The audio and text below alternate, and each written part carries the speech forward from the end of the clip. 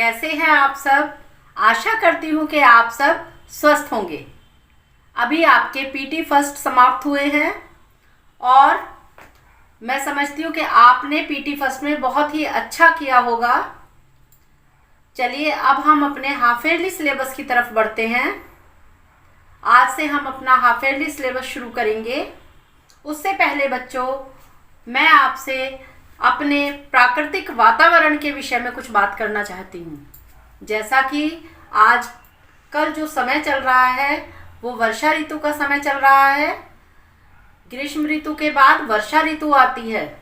हमारे देश में 6 ऋतुएं होती हैं क्योंकि भारत एक कृषि प्रधान देश है, तो यहाँ पर वर्षा ऋतु का बहुत अधिक महत्व है।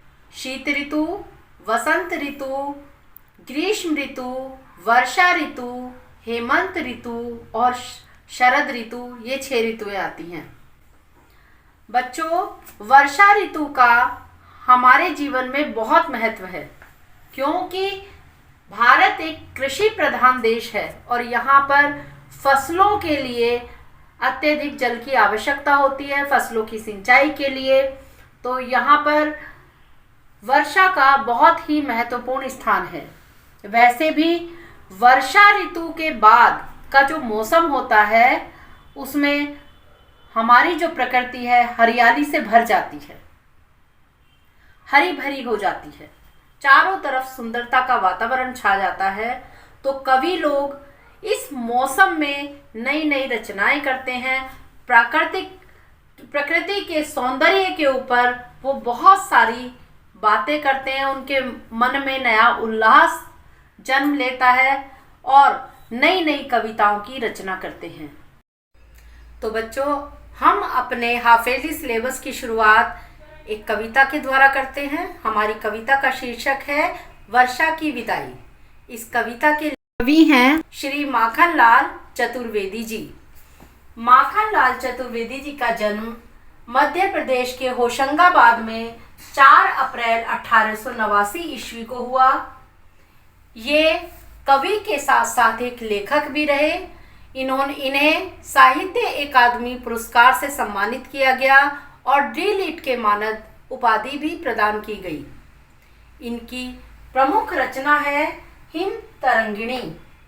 माखनलाल चतुर्वेदी जी की मृत्यु 30 जनवरी 1968 ईस्वी को हुई। तो बच्चों, चलिए हम आज इस पाठ का अध्ययन करते हैं। की समाप्ति के बाद प्रकृति का दृश्य अत्यंत मनोहर हो जाता है, चारों तरफ हरियाली छा जाती है और लोगों में, प्रकृति में नए उल्लास के स्वर सुनाई पड़ते हैं। तो चलिए बच्चों, वर्षा ने आज विदाई ली, जाड़े ने कुछ अंगड़ाई ली, प्रकृति ने पावस बूंदों से रक्षण की नव भरपाई ली। यहाँ पर कवि कह रहे हैं वर्षा ने आज विदाई ली, जाड़े ने कुछ अंगड़ाई ली, कि वर्षा ऋतु समाप्त हो गई है, वर्षा ऋतु चली गई है और जाड़े ने अंगड़ाई ली है, यानी कि जाड़ा आ गया है, जाड़े के आने की सूचना हमें मिल गई है। जिस प्रकार हम नींद से जागने के बाद अंगड़ाई लेते हैं, इसी तरह जाड़े की ऋतु ने भी अंगड़ाई लेना शुरू कर दिया है। जाड़े ने अपने आने की दस्तक दे दी है। प्रकृति ने पावस बूंदों से रक्षण की नव भरपाई ली, और जो प्रकृति है उसने वर्षा की जो बूंदें थीं उनसे अपने जीवन रक्षण के लिए, अपने जीवन को बचाने के लिए, उसके हरियाली के पोषण के लिए पूरी भरपाई कर ली है। उन्होंने उतना जल समेट लिया है जितने की उन्हें आवश्यकता थी अपने पोषण के लिए। तो उन्होंने अपने जीवन रक्षण की भरपाई कर ली है वर्षा की बूंदों से। सूरज की किरणों के पथ से काले काले आवरण हटे, और जो सूरज की किरणें हैं जो अब तक हमें दिखाई नहीं दे रही थी, बादलों के कारण, काले काले बादलों के कारण जो सूर्य की किरणें हमें नजर नहीं आ रही थी, उन बादलों के हटने से, बादल रूपी आवरण के हटने से सूर्य की किरणों के लिए पथ दिखाई देने लगा है, रास्ता दिखाई देने लगा है। अर्थात काले काले बादलों के आवरण हट गए हैं और सूर्य देव ने अपने दर्शन दे दिए हैं। डूबे टीले महकन उठी, दिन की रातों के चरण हटे। और जो टीले, मिट्टी के टीले वर्षा के जल स्तर के बढ़ने से, वर्षा की अधिकता से डूब गए थे वर्षा के जल में, धीरे धीरे वर्षा के जल स्तर के कम होने पर वो टीले दिखाई देने लगे हैं और मिट्टी की सौंधी सौंधी खुशबू चारों तरफ फैल गई है।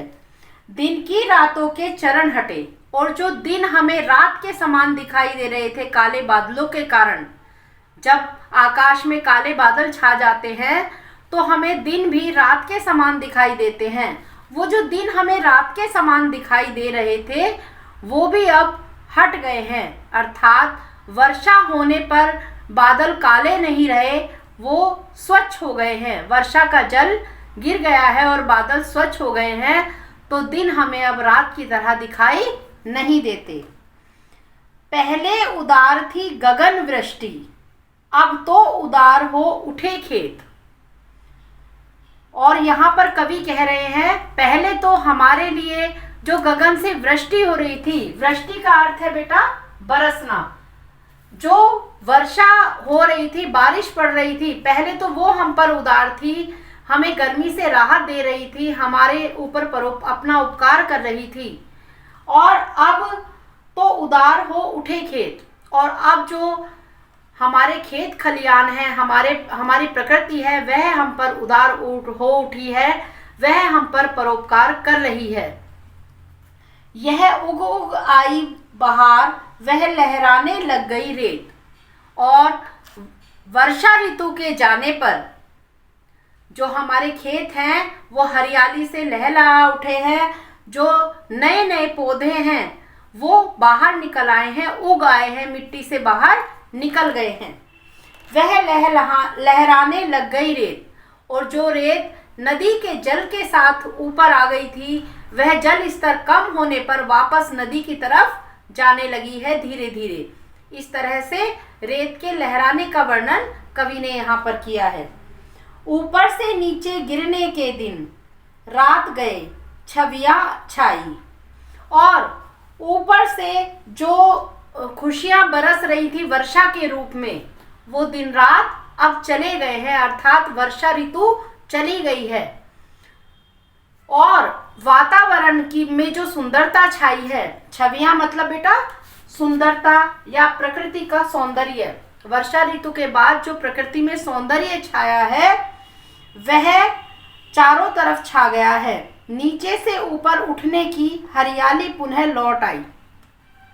पहले तो हमें खुशियां मिल रही थी गगन से, आकाश से, वर्षा के रूप में, और अब जबकि वर्षा ऋतु चली गई है तो खेतों से, खलियानों से जो नए नए पौधे हरियाली के रूप में उग रहे हैं वो हमारे मन को प्रसन्न कर रहे हैं, हमें खुशियां दे रहे हैं।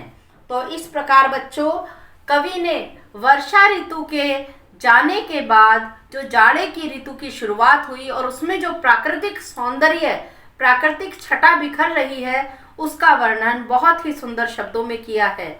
आज के लिए इतना ही। इससे आगे के हम कविता का अध्ययन अपनी नेक्स्ट वीडियो में करेंगे। धन्यवाद। आपका दिन शुभ हो।